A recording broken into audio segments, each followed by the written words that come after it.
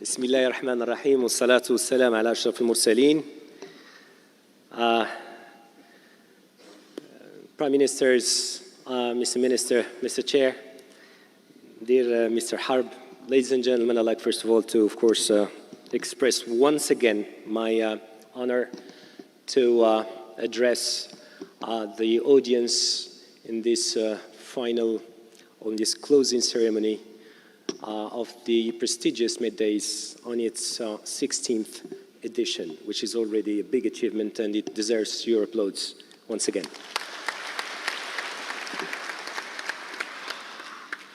I have a couple of things to say, of course, with regards or connected to the theme.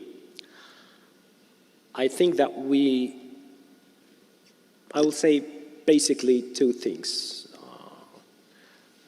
Trying, first of all, to reframe and ask the question, is there a central new question that we're trying to answer so that we know what exactly are we answering as a question? Because the job you've done is very deep, exploring every year a different theme that connects to the reality of the world and the new challenges. And second, of course, try to see what is happening in Morocco, in particular, under the guidance of His Majesty. To me, the central question is, are we preparing the world, our country, our societies to the next pandemic? Because before COVID-19, there was practically no debate on the theme. So of course, when we had COVID-19, everyone was asking himself, is there going to be a next pandemic? And how can we be resilient? And how can we process the sovereignty challenge? And of course, we've seen all over the world, politicians, public policy makers, reinventing industrial policies, social policies, finance, in order to address these issues in particular. But I think, and I suggest, that we address the question on a different scale, which is, in my opinion, how can we prepare our societies to be more resilient?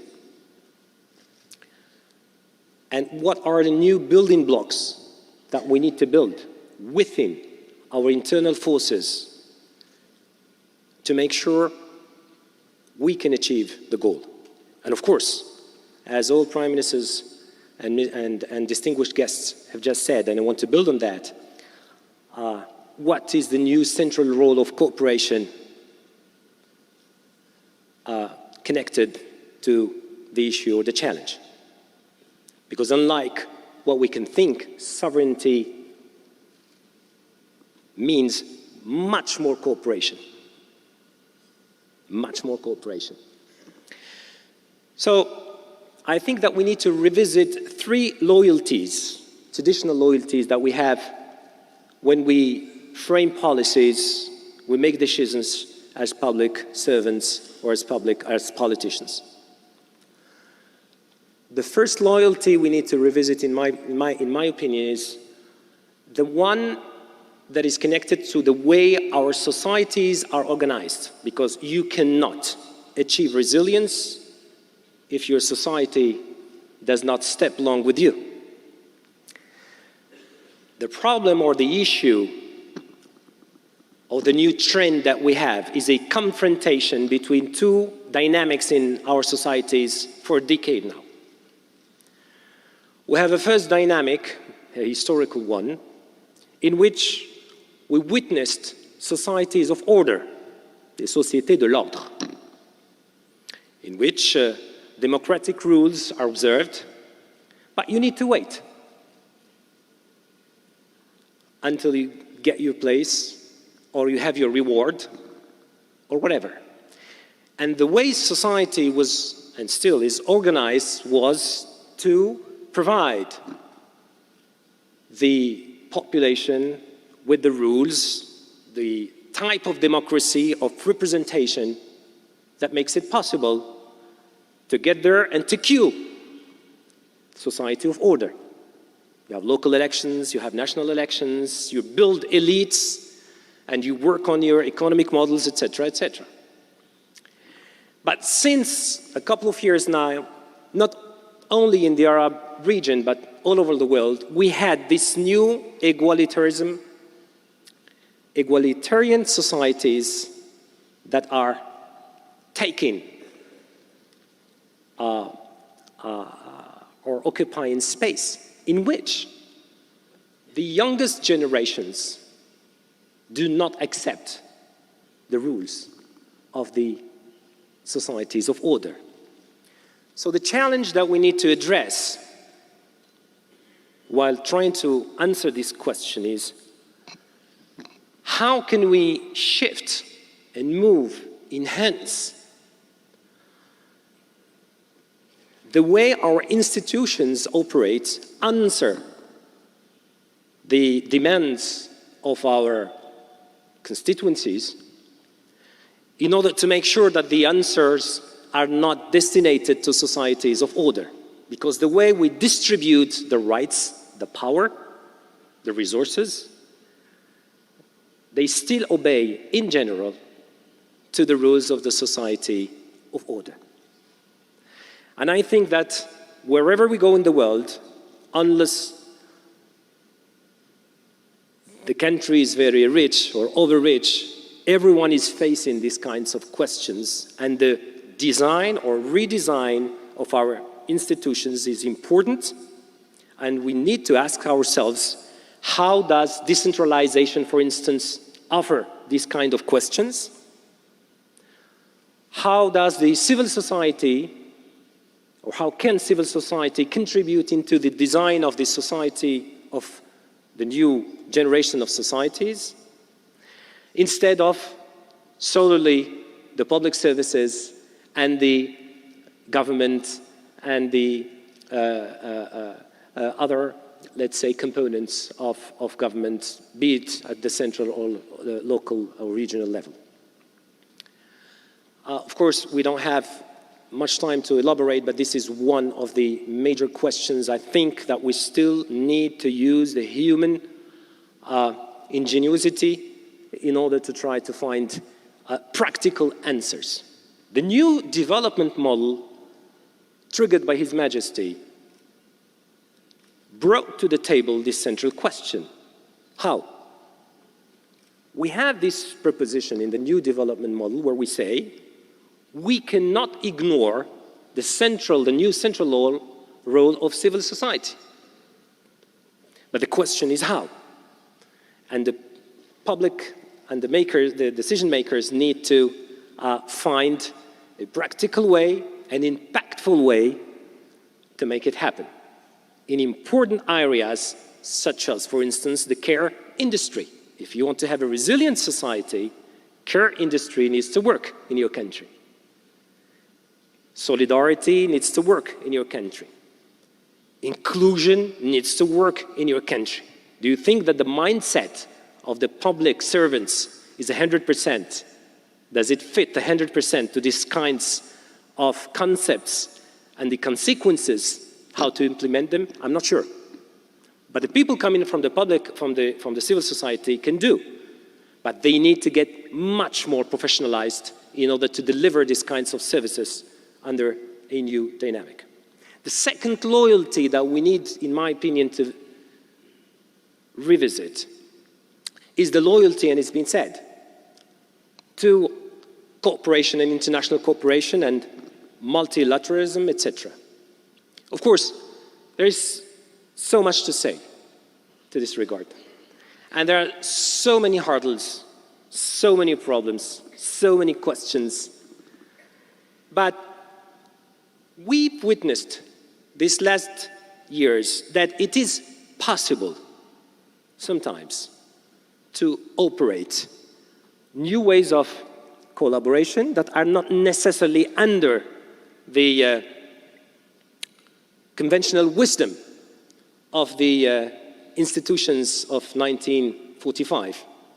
And what you've done with this very specific distinguished guests is a path, is an original path to connect differently. Historically, Morocco and the Commonwealth, we were not that close. But today, you're here, you're expressing yourselves, and we're listening to you. You know much more our country, and we know much more your countries, and it's important to see with every single country what are the specific areas where we can collaborate, and it fits the resilience and the sovereignties. The third, loyalty we need to revisit and question is the loyalty to the conventional economic policies. Because by the end of the story, if we are facing a crisis, a pandemic, an international geopolitical crisis, whatever, there will be direct impact on the people, on their social lives, on the economy. We could have made the choice in our country to stick to the traditional sectors and industries, and I'm sure Mr. Minister will elaborate on that. But we've made the choice, hard choice, to open up to what will define the future, even if from a technological way, from a human resources way, from a financial way, we're not maybe the best, but we believe in ourselves when, under His Majesty's guidance, Morocco starts a huge program on green hydrogen, for instance. When under His Majesty, we have major shifts and major investments and major political hard work to make it happen. But if you want to revisit the loyalty to the traditional economic policies, of course, we know the stories that we read everywhere. Structural change, shift from services to industry, but complete with industry, with services, of course. But we absolutely need to make sure that these shifts, that the risks that we're taking when we are reallocating resources in investment for hydrogen instead of other stuff, we can do all this change in a peaceful way.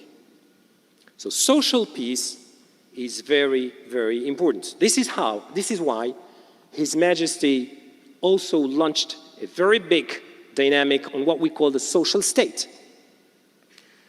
where we make sure that while we are transiting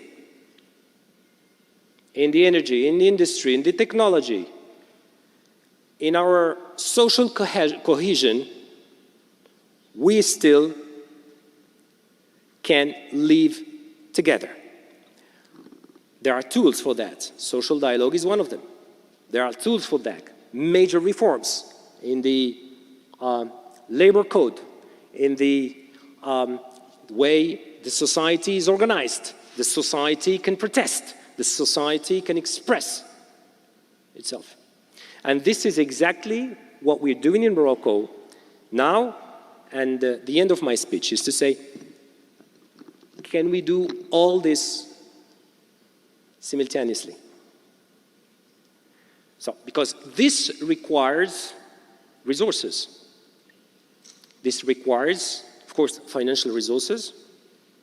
This requires also political resources. This requires elites. This requires thinkers. This requires investors. And authorizations from the population, because you cannot build such a project without the adhesion of your own population.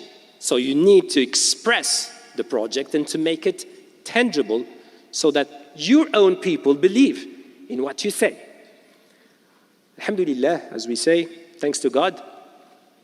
In our case, we have these ingredients and these elements, and this connection between the people and His Majesty makes it possible.